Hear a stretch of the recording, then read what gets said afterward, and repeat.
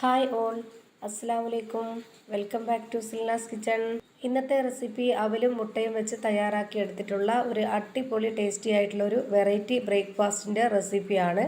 ഇത് നമ്മൾ ചൂടോടെ കഴിക്കാനാണെന്നുണ്ടെങ്കിലും ചൂടാറി കഴിക്കാനാണെന്നുണ്ടെങ്കിലും നമുക്കിതിൻ്റെ കൂടെ കറിയുടെ ആവശ്യമൊന്നുമില്ല. ഇത് വെറുതെ കഴിക്കാനും ഭയങ്കര ടേസ്റ്റാണ്. കറികളുടെ കൂടെ കഴിക്കണമെന്നുണ്ടെങ്കിൽ അങ്ങനെയും കഴിക്കാം. നല്ല ടേസ്റ്റി ആയിട്ടുള്ള ഒരു അടിപൊളി വെറൈറ്റി ബ്രേക്ക്ഫാസ്റ്റാണിത്. അപ്പോൾ നമ്മുടെ ഈ ഒരു റെസിപ്പിയിലോട്ട് കിടക്കുന്നതിന് മുമ്പായി സിൽനാസ് കിച്ചൺ ചാനൽ ആദ്യമായിട്ടാണ് കാണുന്നതെങ്കിൽ പ്ലീസ് ഒന്ന് സബ്സ്ക്രൈബ് ചെയ്തേക്കണേ. ഒപ്പം തന്നെ ഈ വീഡിയോസ് നിങ്ങൾക്ക് ഇഷ്ടപ്പെടുകയാണെങ്കിൽ ഒരു ലൈക്ക് ചെയ്യാനും മറക്കരുത്. ഇനി നമുക്ക് റെസിപ്പിയിലോട്ട് കിടക്കാം. അപ്പോൾ ഈ ഒരു റെസിപ്പി തയ്യാറാക്കാനായിട്ട് ഞാനിവിടെ ആദ്യം തന്നെ ഒരു മിക്സിയുടെ ജാർ എടുത്തിട്ടുണ്ട്. ഇതിലേക്ക് 250 ml കപ്പിൻ്റെ അളവിൽ 2 കപ്പ് അവിലാണ് ഇട്ട് കൊടുക്കുന്നത്. ആദ്യമേ തന്നെ ഈ ഒരു അവല് നന്നായിട്ടൊന്ന് പൊടിച്ചെടുക്കണം. പൊടിച്ചെടുത്തതിന് ശേഷം നമുക്കിത് അരയ്ക്കാനുള്ളതാണ്. അപ്പോൾ ഈ ഒരു മിക്സിയുടെ ജാറിൽ തന്നെ ഞാനിത് നല്ലപോലെ പൊടിച്ചെടുക്കുകയാണ്. എന്നിട്ട് ഇതിൽ തന്നെ അരയ്ക്കാൻ വേണ്ടിയാണ് വലിയൊരു മിക്സിയുടെ ജാറ് എടുത്തിട്ടുള്ളത്. ഞാനിപ്പോൾ ഇതിലേക്ക് 2 കപ്പ് അവലും ഇട്ട് കൊടുത്തിട്ടുണ്ട്. ഇനി ഇത് നന്നായിട്ടൊന്ന് പൊടിച്ചെടുക്കാം. ഇപ്പോൾ ഇത് നല്ലപോലെ പൊടിച്ചെടുത്തിട്ടുണ്ട്. ഇനി ഞാനൊരു സ്പൂൺ കൊണ്ട് കോരി കാണിച്ചു തരാം. പൊടിച്ചെടുത്ത അവല് ഇതാ ഈ ഒരു പരുവത്തിലാണ് കിട്ടിയിട്ടുള്ളത്. ഇനി നമുക്ക് ഇതിലേക്ക് മുട്ട പൊട്ടിച്ചൊഴിച്ചു കൊടുക്കാനുണ്ട്. അപ്പോൾ ഞാൻ 2 കപ്പ് അവലിന് വേണ്ടി എടുത്തിട്ടുള്ളത് 2 മുട്ടയാണ്. 250 ml കപ്പിൻ്റെ അളവിന് 2 കപ്പ് അവലിന് വേണ്ടിയാണ് ഇതുപോലെ 2 കോഴിമുട്ട എടുത്തിട്ടുള്ളത്. എത്രയാണോ അവലെടുക്കുന്നത് അതിനനുസരിച്ച് മുട്ടയുടെ എണ്ണവും കൂട്ടിയെടുക്കണം. എന്നാലാണ് നമ്മൾ ഉദ്ദേശിച്ച ആ ഒരു പരുവത്തിൽ ഈ ഒരു പലഹാരം കിട്ടുള്ളൂ.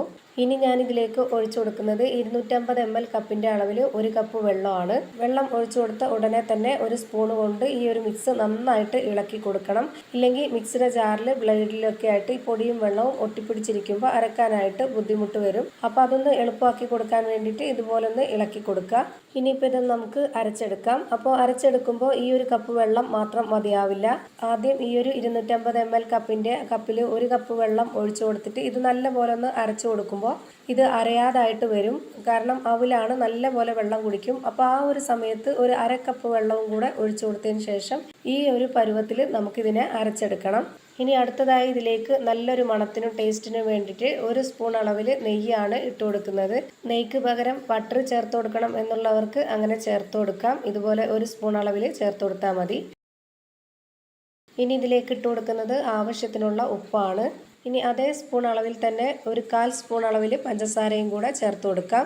ഇനി ഇത് നന്നായിട്ടൊന്ന് ഇളക്കി യോജിപ്പിച്ച് കൊടുക്കുന്നുണ്ട്. ഇതിലിപ്പോൾ ഈ ഒരു മാവ് കറക്റ്റ് പരുവത്തിനായിട്ടില്ല, കുറച്ചുകൂടി വെള്ളം ഒഴിച്ചു കൊടുക്കാനുണ്ട്. അവല് അരച്ചെടുത്തുകൊണ്ട് നമ്മൾ എന്ത് പലഹാരം തയ്യാറാക്കുമ്പോഴും നമ്മൾ ഘട്ടം ഘട്ടമായിട്ട് വേണം ഒഴിച്ചു കൊടുക്കാനായിട്ട്. ആദ്യമേ തന്നെ അവല് വെള്ളം കുടിക്കുമെന്ന് പറഞ്ഞുകൊണ്ട് ഒരുപാട് ഒഴിച്ചു കൊടുക്കാൻ നിന്നാൽ അതിൻ്റെ പരുവം കറക്റ്റായി കിട്ടത്തില്ല. ഇപ്പോൾ ഞാൻ ഈ ഒരു 250 ml കപ്പിൽ തന്നെ ഒരു 1/2 കപ്പ് അളവും കൂടി വെള്ളം ഒഴിച്ചു കൊടുത്തിട്ടുണ്ട്. ഇനി ഇത് ഒന്നുകൂടി നന്നായിട്ട് നമുക്കിതുപോലെ ഇളക്കി കൊടുക്കാം. അപ്പോൾ ഇതുവരേക്കും ഈ ഒരു അവലിന് വേണ്ടി നമ്മൾ ഒഴിച്ചു കൊടുത്തിട്ടുള്ള വെള്ളത്തിൻ്റെ അളവ് ആദ്യം നമ്മൾ അവല് പൊടിച്ചെടുത്ത പാടെ തന്നെ അരച്ചെടുക്കാൻ വേണ്ടി 250 ml കപ്പിൻ്റെ അളവിൽ 1 കപ്പ് വെള്ളം ഒഴിച്ചു. പിന്നെ അരച്ചുകൊണ്ടിരിക്കുമ്പോൾ ടൈറ്റ് ആയപ്പോൾ ഞാൻ ഒരു 1/2 കപ്പ് വെള്ളവും കൂടെ ഒഴിച്ചു കൊടുത്തു. 250 ml കപ്പിൻ്റെ അളവിന് 1/2 കപ്പ് വെള്ളമാണ് ഒഴിച്ചു കൊടുത്തത്. ഇപ്പോഴും കൂടെ ഈ ഒരു 250 ml കപ്പിൻ്റെ അളവിന് ഒരു 1/2 കപ്പ് വെള്ളവും കൂടെ ഒഴിച്ചു കൊടുത്ത് അപ്പോൾ കറക്റ്റായിട്ട് 2 കപ്പ് വെള്ളമാണ് ഞാൻ ഈ ഒരു 250 ml കപ്പിൻ്റെ അളവിന് ഒഴിച്ചു കൊടുത്തിട്ടുള്ളത്. അപ്പോൾ ഇതാണ് നമ്മുടെ മാവിൻ്റെ കറക്റ്റ് ഒരു പരുവം. ഇനി ഇത് ചുട്ടെടുക്കാനായിട്ട് ദോശ ചുടുന്ന ഒരു പാൻ സ്റ്റൗവിലേക്ക് വെച്ച് ഫ്ലെയിം ഓൺ ആക്കി കൊടുത്തിട്ടുണ്ട്. ഇതിലേക്ക് കുറച്ച് ഓയിലോ എണ്ണയോ നെയ്യോ എന്തെങ്കിലും ഒന്ന് സ്പ്രെഡ് ചെയ്ത് കൊടുക്കാം. എന്നിട്ട് ഇതിലേക്ക് ദോശ ചുടാനൊക്കെ എടുക്കുന്ന പോലെ ഇതുപോലെ ഒരു കയ്യിൽ മാവ് ഒഴിച്ചു കൊടുത്തിട്ട് ഇതുപോലെ നന്നായിട്ടൊന്ന് പരത്തി കൊടുക്കുക. ഇതുപോലെ പരത്തിയെടുക്കുമ്പോൾ ഈ മാവ് നല്ലപോലെ ഉരുളുന്നതായിട്ട് തോന്നും. അതൊന്നും പ്രശ്നമില്ല. എങ്ങനെ ആയാലും ഈ മാവ് ഇതുപോലെ നന്നായിട്ടൊന്ന് പരത്തി കൊടുക്കണം. ഞാനിപ്പോൾ സാധാരണ ദോശയ്ക്ക് വേണ്ടി പരത്തി കൊടുക്കുന്ന അതേപോലെ തന്നെ നല്ലപോലെ പരത്തി കൊടുത്തിട്ടുണ്ട്. ഇത് നമ്മൾ എങ്ങനെ പരത്തി കൊടുത്താലും എത്ര സ്മൂത്തായിട്ട് ഈ മാവിരുന്നാലും മുട്ടയും നെയ്യും ഉള്ളതുകൊണ്ട് നമുക്കിത് പാനിൽ നിന്ന് പെട്ടെന്ന് തന്നെ ഇളകി വരും.